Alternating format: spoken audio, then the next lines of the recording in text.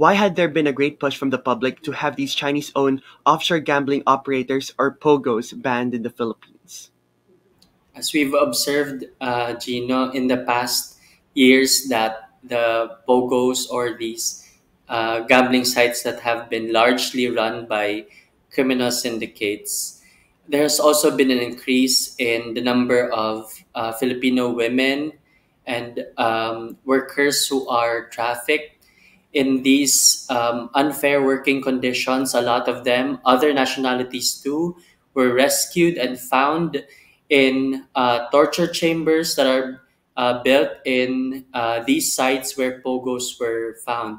We've seen that no amount of regulation or regulatory frameworks that were proposed in the past years have worked. It's about time that these criminal syndicates do not hide under any guise of um, regulation, and that they are once and for all banned from operating in the Philippines. What impact will the ban on POGOs have on current Philippine-China tensions, seeing as that Beijing's been asking Manila for years to have these offshore gambling operators shut down?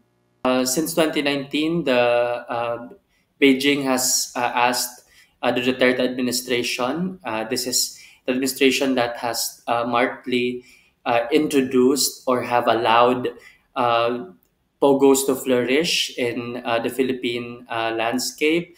So I hope that this is also a step in the right direction, and that the government of China also cooperates largely in also prosecuting those who have masterminded these pogos in the country, and those that would plan to escape from here and go back to China in order to hide from any mechanisms of justice.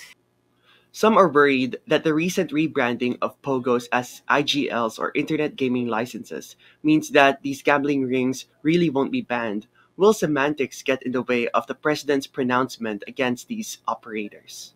We are glad to hear that the Philippine Amusement and Gaming Corporation has clarified that both legal and illegal POGOs, even those that have applied for internet gaming license, they're all banned.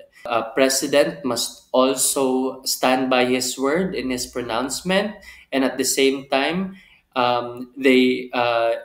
these government agencies must also see to it that at the end of the year, the pronouncement to totally ban pogos are done effectively and with haste.